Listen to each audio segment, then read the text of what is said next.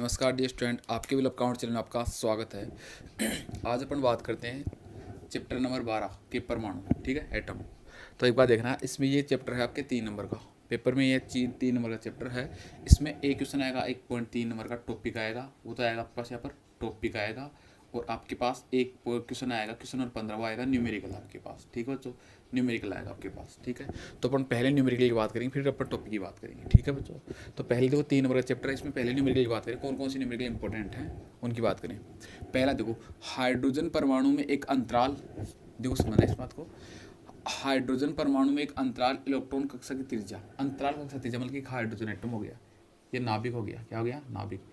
ये क्या हो गया, एक हाइड्रोजन एटम हो गया, क्या होगा, हाइड्रोजन एटम, ठीक है, हाइड्रोजन परमाणु, ठीक है, या एटम, ठीक है। तो क्या कह रहा है, हाइड्रोजन परमाणु में देखो, हाइड्रोजन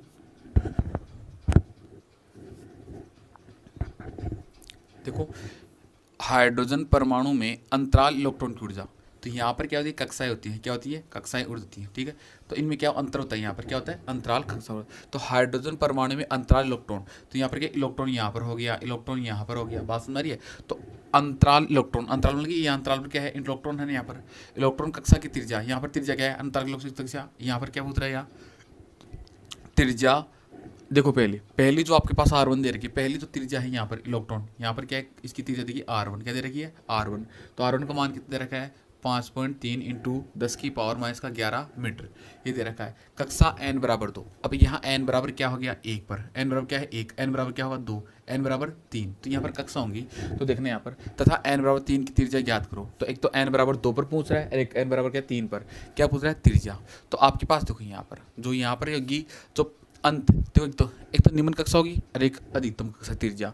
तो देखो एक बात देखना यहाँ पर, तो एन स्क्वायर मतलब कि ये क्या होगा, संख्या इन क्या होगी, एन स्क्वायर इज इक्वल, आपके पास क्या होगी, तो अधिकतम, अधिकतम क्या होगी, R n बटा R1, ठीक है, ये सूत्र लगेगा यहाँ पर। तो इसमें देखो कक्षा के लिए n का स्क्वायर बराबर, तो आपके पास n क्या होगी, यहाँ पर एक कक्षा, दो कक्षा, इसका मान लिया जाएगा, ठीक है आपके पास।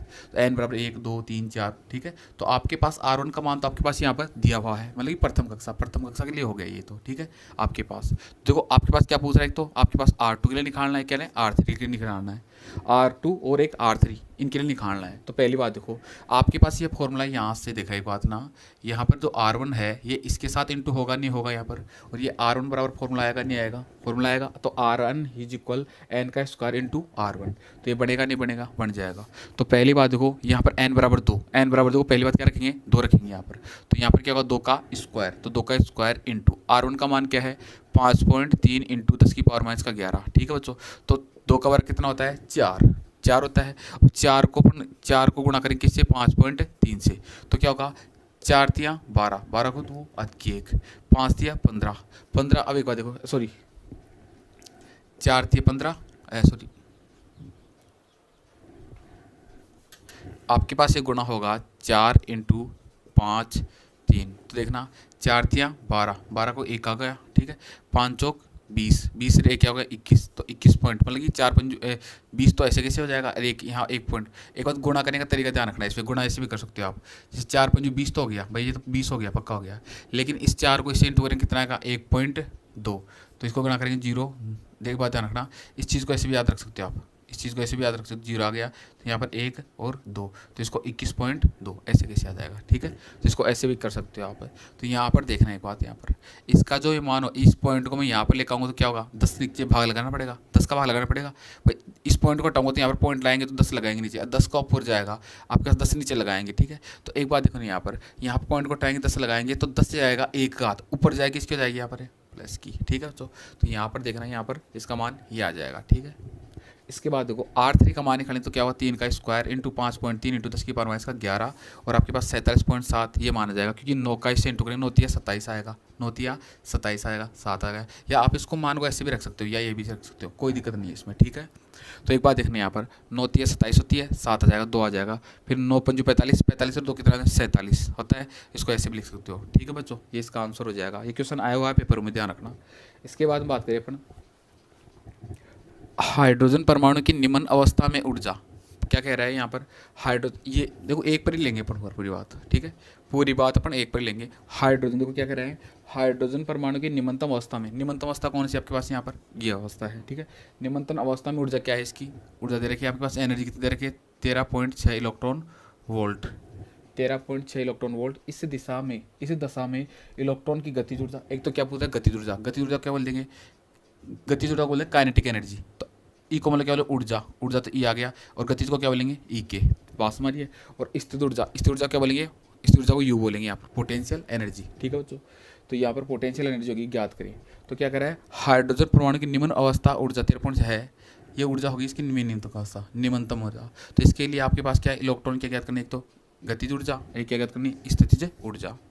तो एक बात देखो, निम्न अवस्था में कुल ऊर्जा कितनी दे रखी है आपके पास यहाँ पर, कितनी दे रखी है क्वेश्चन में, माइनस का 13.6 इलेक्ट्रॉन वोल्ट, मतलब निम्नतम अवस्था में इलेक्ट्रॉन की ऊर्जा ये आ जाएगी, ठीक है, या कुल ऊर्जा हो जाएगी। तो कुल ऊर्जा बराबर, कुल ऊर्जा होगी वो किसके बराबर मानेंगे, गतिज ऊर्जा की, माइनस की मतलब नेगेटिव में आएगी, माइनस में गतिज ऊर्जा, तो गतिज ऊर्जा क्या लेंगे ई के, ठीक है।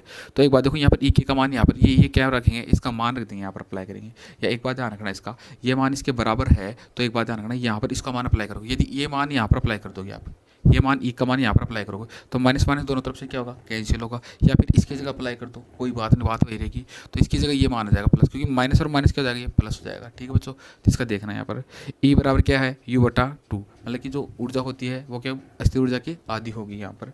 तो क्या होगा आपके पास यहाँ पर 2 का गुणा यहाँ हो जाएगा, तो U बराबर क्या हो जाएगा, U बराबर 2E आ गया, तो 2 इंटू ई का मान क्या आपके पास यहाँ पर ऊर्जा में, माइनस का 13.6, तो इसका गुणन होगा तो क्या होगा, माइनस का 13 दूनी 26 होगा, और 6 दूनी 12। तो देखो याद, देखो करने का तरीका देखना, 13 दूनी 26 हो गया, कोई दिक्कत नहीं। अब 2 का यहाँ से इंटू करेंगे तो 6 दूनी कितना होता है 12, तो आपके पास कितना है 1.2। तो इसको देखो ऐसे करना है आपको, वैसे गलत मत कर बैठना, ध्यान रखना इसको, यहाँ पर 2 आ जाएगा, और आपके पास यहाँ पर क्या है 27, देखो आ गया आपके पास यहाँ पर, ठीक है। और यहाँ पर नेगेटिव चिन्ह आएगा माइनस का, क्योंकि ये माइनस यहाँ पर है।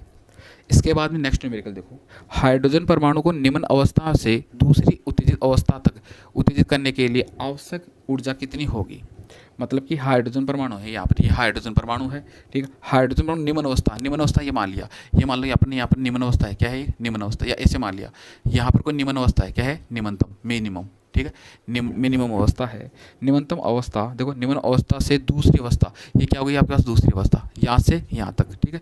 दूसरी उत्तेजित अवस्था में करने के लिए आवश्यक ऊर्जा कितनी होगी, कितनी एनर्जी की आवश्यकता होगी, यहाँ पर ये ऊर्जा पूछ रहा है, यहाँ पर क्या पूछ रहा है आपके पास, यहाँ पर एनर्जी पूछ रहा है यहाँ पर, ठीक है। तो एक बात देखना यहाँ पर, हाइड्रोजन परमाणु की द्वितीय उत्तेजन अवस्था से इलेक्ट्रॉन की ऊर्जा, तो दूसरी उत्तेजन यहाँ पर क्या होगा, एक बात समझ रहे इस चीज़ को, यहाँ पर कोई के नाभिक है, क्या हो गया नाभिक है। तो एक बात देखना यहाँ पर ये, क्योंकि ये कक्षा हो गई, क्या हो गई ये कक्षा हो गई, यहाँ पर ये कक्षा हो गई, तो यहाँ पर ये कक्षा है ना, तो यहाँ पर जो इलेक्ट्रॉन है वो क्या है दूसरी से, या तो पहली हो गई 1 नंबर, ये 2 नंबर, ये 3 नंबर। तो ये देखना यहाँ पर ये दूसरी से कहाँ पर आ रहा है उत्तेजन अवस्था में, मतलब कि इलेक्ट्रॉन है वो कहाँ से दूसरे से उत्तेजन होकर कहाँ पर आएगा 3 पर। तो n बराबर कितना हो जाएगा आपके पास यहाँ पर 3 हो जाएगा, कितना हो जाएगा 3। तो एक बात ध्यान रखना, इसको चीज़ को समझना यहाँ पर कि देखो हाइड्रोजन परमाणु द्वितीय उत्तेजन अवस्था, द्वितीय से उत्तेजन होगा तो किस पर आएगा 3 पर। तो यहाँ पर आपके पास कितना अप्लाई करेंगे यहाँ पर 3 का, क्या होगा 3 का स्क्वायर 13.6। तो एक बात देखो 13.6 इलेक्ट्रॉन वोल्ट, और 9 का भाग लग जाएगा, 13.6 में 9 का भाग लगेगा तो क्या होगा 9 का, तो 9 एकम 9, ठीक है। फिर एक बार देखना 9.9 एकम 9 आ गया, फिर 4 46 आ गया, 9 पंजू 45, फिर एक आएगा 9 एकम 9 इलेक्ट्रॉन वोल्ट, ये आ जाएगा पास, ठीक है बच्चों। फिर एक बार देखना, हाइड्रोजन परमाणु निम्न अवस्था से दूसरी अवस्था, निम्न अवस्था मतलब कि ये क्या थी मिनिमम अवस्था, निम्नतम अवस्था ये क्या थी आपके पास उत्तेजन अवस्था अधिकतम के लिए। तो आपके पास इससे ये ऊर्जा थी यहाँ पर, ये कितनी थी आपके पास यहाँ पर, तो देखो दूसरी उत्तेजित अवस्था की ऊर्जा, तो देखो यहाँ पर देखो पहली बात ये मान आपके पास क्या आएगा माइनस में, किस में आएगा ये माइनस वैल्यू आ गई, ठीक है। लेकिन एक बात देखो ना, जब भी एक यहाँ पर जो बीच की ऊर्जा होगी वो कितना होगी आपके पास यहाँ पर हाइड्रोजन परमाणु के लिए 13 इलेक्ट्रॉन वोल्ट माइनस की होती है। तो एक बात देखो हर में क्या होगा अंतर क्या होगा आपके पास, यही होगा आपके पास यहाँ पर। तो एक बात देखना, इस जो एनर्जी जो लास्ट की एनर्जी आएगी ना, जो लास्ट की एनर्जी आएगी 1.1 इलेक्ट्रॉन वोल्ट, ये माइनस का है, इसमें से इसको घटा देंगे आपके पास, क्या करेंगे इसको घटा देंगे। तो एक बार देखना यहाँ पर, या एक बार देखो लास्ट में यही आ रही है, बल्कि ये तो ये स्टार्ट में थी, तो यहाँ से उत्तेजन होगा तो क्या होगा इसमें से इसको घटा देंगे, तो ये क्या होगा आपके पास यहाँ पर घटा देंगे, तो माइनस क्या होगा प्लस, तो 12.09 इसको घटाएंगे कैसे, एक बार ध्यान रखना, इसको ऐसे कर लेना आप 0 6 आ गया, ठीक है। फिर देखो 1 और 51, ठीक है। इससे घटाएंगे कितना आएगा 9, 0 आएगा, ठीक है। यहाँ पर 0 आ जाएगा, फिर पॉइंट आएगा यहाँ पर, फिर क्या आएगा यहाँ पर 2 और 12, ठीक है बच्चों। ये किसका आएगा यहाँ पर प्लस का, ठीक है बच्चों। ऐसे निकाल लेना आप। फिर इसके बाद देखना हाइड्रोजन स्पेक्ट्रम में लाइमन श्रेणी की प्रथम रेखा के संगत। तो ये क्या दे रखा है यहाँ पर लाइमन श्रेणी, ठीक है। हाइड्रोजन स्पेक्ट्रम में लाइमन श्रेणी की प्रथम रेखा के संगत तरंग दैर्ध्य ज्ञात करो। प्रथम रेखा की संगत क्या ज्ञात करनी है, तरंग दैर्ध्य ज्ञात करनी है, ठीक है। प्रथम रेखा पहली रेखा के लिए तो लाइमन श्रेणी की जो प्रथम रेखा के लिए होता है तो n1 बराबर क्या होता है 1 होता है, n2 बराबर क्या होता है 2 होता है। इसको मैं ट्रिक से बताऊंगा, ठीक बच्चों। पहले मैं न्यूमेरिकल करवा रहा हूँ इसलिए, क्योंकि जो बच्चे हैं जो इंपॉर्टेंट टॉपिक है जो न्यूमेरिकल आते हैं वो जहाँ तक यही आएंगे, ध्यान रखना। इनमें संख्या चेंज हो सकती है लास्ट, और यहाँ पर ध्यान, ये ट्रिक से बता दूंगा इनके जो न्यूमेरिकल आते हैं। और ध्यान रखना यहाँ पर ये न्यूमेरिकल इसके भी आ सकता है, ये भी आ सकता है, ये ध्यान रखना। रिपीटेड न्यूमेरिकल है सबसे ज़्यादा। तो एक बात ध्यान रखना, यहाँ पर आपके पास जो ये दे रखा है n1 बराबर क्या दे रखा है 1 और n2 बराबर 2, ठीक है। तो 1/λ इज इक्वल आर कोष्टक 1/n1 का स्क्वायर माइनस 1/n2 का स्क्वायर कोष्टक। और इसका मान देखो ये होता है रीड बड़े नियतांक, ये आर का मान होता है रीड बड़े नियतांक 1.097 इंटू 10⁻7। तो फिर क्या होगा 1/1 का स्क्वायर, n1 का मान रख दिया यहाँ पर, रख दिया तो क्या होगा 1 का स्क्वायर माइनस फिर क्या रहेगा n2 का मान, तो 2 का स्क्वायर इज इक्वल आ गया। फिर एक बात देखना यहाँ पर आपके पास, तो देखना आपके पास ये मान तो ऐसे कैसे रख दिया मैंने। अब एक बात देखो 1 का वर्ग क्या होगा 1 आएगा, क्या आएगा यहाँ पर, इसको सोल्यूशन क्या होगा 1/1 माइनस पे 1/4। तो इसका गुणन तो यहाँ पर होगा क्या आएगा 4, और इसका गुणन यहाँ पर होगा क्या होगा माइनस का 1, और दोनों बेस क्या होंगे गुणा होंगे तो क्या होंगे 4। तो क्या आएगा 3/4, 3/4। तो 3/4 आया कि नहीं है यहाँ पर, आ गया। अब इसका गुणन यहाँ से होगा आपके पास, एक बात देखने यहाँ पर, इसका गुणन मैं यहाँ पर कर दूंगा तो क्या हो जाएगा आपके पास यहाँ पर, इसकी कैलकुलेशन कर लेना, ध्यान रखना, ठीक है बच्चों। इसकी कैलकुलेशन कर लेना। और एक बात देखना यहाँ पर, जब इसकी कैलकुलेशन करोगे तो एक बात देखना, कैलकुलेशन करके तो आप कर लेना यहाँ पर, ठीक बच्चों। इसकी कैलकुलेशन करोगे ना आप यहाँ पर, तो एक बात देखना इसका जो ये जो वैल्यू है ना यहाँ पर, ये जो मान आया है ये 7 है, माइनस का 7 है। लेकिन एंगस्ट्रम में क्या होता है 1 एंगस्ट्रम बराबर एक एंगस्ट्रम बराबर कितना है 10⁻10 मीटर होता है, ध्यान रखना है बच्चों, होती है। लेकिन आपके पास यहाँ पर तो 7 ही है, क्योंकि ये पॉइंट है ना, ये पॉइंट है, यहाँ पर लगेगा कितना 10, ये क्या 1 2 3 तो 1000 लगेंगे। 1000 को क्या लिख सकते हैं 10⁻3, और 3 को ऊपर लेके जाएंगे कितना हो जाएगा 10⁻10, और इसलिए 12 15 को क्या बोलेंगे 12-15 एंगस्ट्रम, ठीक है बच्चों। इसके बाद देखो हाइड्रोजन स्पेक्ट्रम की पास्टन श्रेणी के लिए अधिकतम तरंग दैर्ध्य का मान रेडबर्ग नियतांक आर के पदों में ज्ञात करो। तो क्या कह रहा है ये आर के पदों में ज्ञात करो, मतलब कि आर का मान यहाँ वैल्यू नहीं रखनी है अपने को यहाँ पर, क्योंकि आर के पदों में पूछ रहा है तो यहाँ पर वैल्यू नहीं रखनी है आपको। तो हाइड्रोजन स्पेक्ट्रम की पास्टन श्रेणी के लिए, किसके लिए पास्टन श्रेणी के लिए अधिकतम तरंग दैर्ध्य का रेडबर्ग नियतांक आर के पदों में ज्ञात कीजिए। तो पास्टन श्रेणी के लिए क्या होता है लैम्डा मैक्सिमम के लिए, पास्टन श्रेणी में लैम्डा मैक्सिमम के लिए कहता है n2 बराबर n1 बराबर तो कहता है 3 होता है, और n2 बराबर कितना होता है 4 होता है, ठीक है। मैं इसको ट्रिक से बताऊंगा बच्चों, ठीक है। फिर इसके बाद में और आपके लिए और सिंपल हो जाएगा ये चीज़, ठीक है। तो आपके पास क्या हो जाएगा 1/λ इज इक्वल आर कोष्टक 1/n1 का स्क्वायर, फिर क्या हो जाएगा आपके पास यहाँ पर -1/n2 का स्क्वायर कोष्टक 1 अब क्या पूछ रहा है यहाँ पर ये अधिकतम तरंग दैर्ध्य, अधिकतम तरंग क्या हो जाएगा लैम्डा मैक्सिमम लगा दिया इक्वल। फिर देखो यहाँ पर आर कोष्टक 1/3 का स्क्वायर, n1 का स्क्वायर क्या है आपके पास 3 का स्क्वायर -1/4 का स्क्वायर है, तो इज इक्वल आर। तो यहाँ पर क्या 3 का स्क्वायर 1/9 माइनस 1/16, इसका गुणा यहाँ पर कर दो, इसका गुणा यहाँ कर दो ना, 16 में से 9 का ठेका कितना आएगा आपके पास 7 आ जाएगा, और 144 मतलब कि इसको देखो इसको गुणा करेंगे यहाँ पर क्या देंगे 9 6 54 4 आ जाएगा, 9 6 54 5 आ गया, 9 एकम 9 और आपके पास 5 कितने हो जाएंगे 144, तो 144 आ गया, ठीक है। इसको इसमें से घटाएंगे 7/144।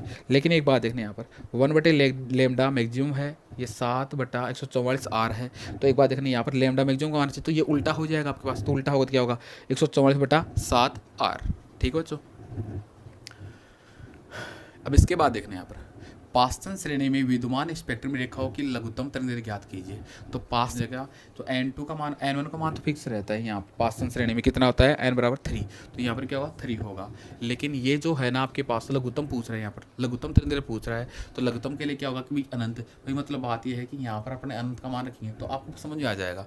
तो आपके पास का SC/λ इज आर कोष्टक 1/n1 का स्क्वायर 1/n2 का स्क्वायर, सेम फॉर्मूला यही है, कुछ भी चेंज नहीं है इतना, ठीक है। लेकिन यहाँ पर क्या SC प्रकाश प्लांक नियतांक, एच को क्या बोलेंगे एच को क्या बोलेंगे यहाँ पर प्लांक नियतांक, सी को क्या बोलेंगे प्रकाश का वेग।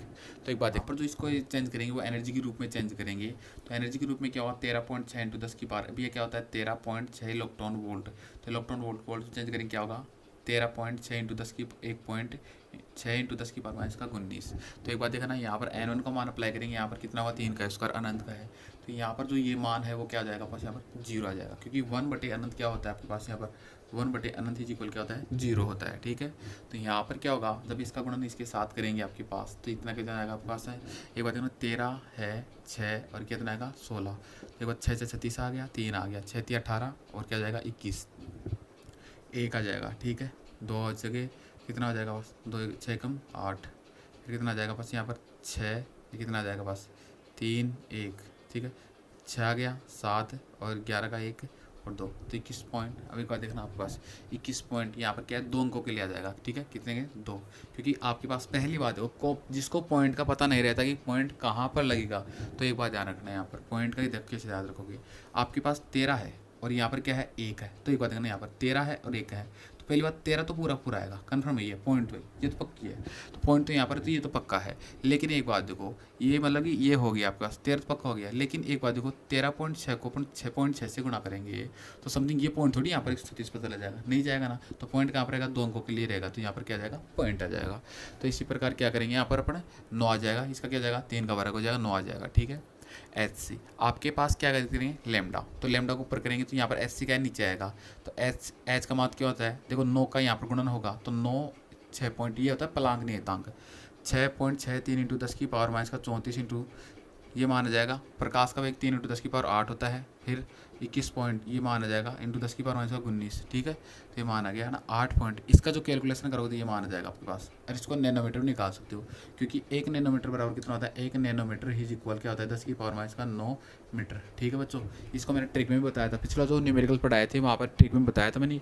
जो ये घाते होती है ना उनको ट्रिक से याद रख सकते हो आप। ठीक है बच्चों, तो एक बात है इसका ऐसे कर लेना आप। ठीक है, फिर देखो एक बात 2.3 इलेक्ट्रॉन वोल्ट ऊर्जा अंतर किसी परमाणु में 2 ऊर्जा स्तरों को पृथक करने देता है। मतलब कि ये जो ऊर्जा का अंतर है ना, ये ऊर्जा का अंतर, ये ऊर्जा अंतर है वो परमाणु में, ये क्या है कोई परमाणु हो गया, ये परमाणु हो गया आपके पास यहाँ पर, ये एक तो इस ऊर्जा स्तर का इसको अंतर करता है ये ऊर्जा, ये 2.3 इलेक्ट्रॉन वोल्ट ऊर्जा का अंतर करता है। तो उत्सर्जित विकिरणों की आवृत्ति क्या होगी, यदि क्या पूछ रहा है, यह आवृत्ति पूछ रहा है। यदि परमाणु में इलेक्ट्रॉन उच्च ऊर्जा स्तर से निम्न ऊर्जा स्तर में संक्रमण करे, तो यहाँ से देखो उच्च से यहाँ से कहाँ पर संक्रमण करे, निम्न पर संक्रमण करे। तो यहाँ पर क्या जो ऊर्जा का अंतर है वो कितना है आपके पास, यहाँ पर ये दे रखा है। ठीक है, ऊर्जा का अंतर, लेकिन यहाँ से ये संक्रमण अरे यहाँ पर करेगा तो ई बराबर क्या होता है एच न्यू होता है। क्या होता है ई बराबर एच न्यू। तो ई बराबर कितना दे रखा है 2.3 इलेक्ट्रॉन वोल्ट, 2.3 इंटू 1.6 10 की पावर माइनस का 19 जूल, 2.3 इंटू 1.6 इंटू 10 की पावर माइनस का 19 जूल, और एच क्या होता है 6.63 इंटू 10 की पावर माइनस का 34 जूल सेकंड। तो एक बात है ई बराबर एच न्यू होता है, तो आप इसकी जगह क्या याद कर सकते हो न्यू याद कर सकते हो। न्यू इज इक्वल क्या आएगा आपके पास यहाँ पर ई अपॉन एच 2.3 इंटू 10 की पावर। एक बात देखना यहाँ पर ई का मान कितना दे रखा है आपके पास, यहाँ पर ई का मान ये तो दे रखा है, ये मैंने इसे अप्लाई कर दिया, और एच का मान ये दे रखा है। ठीक है बच्चों, अब इसकी कैलकुलेशन आप कर सकते हो। ठीक है बच्चों, इसको कर लेना आप। और एक बात ध्यान, इसकी कैलकुलेशन करो ना तो पहली बात ध्यान रखना, इसको पहले पॉइंट की जो अंक है ना उनको हटाना सीखो और घात को अलग करना सीखो। ठीक है बच्चों, तो इसका मान आ जाएगा 5.6 इंटू 10 की पावर 14 हर्ट्ज। ठीक है बच्चों।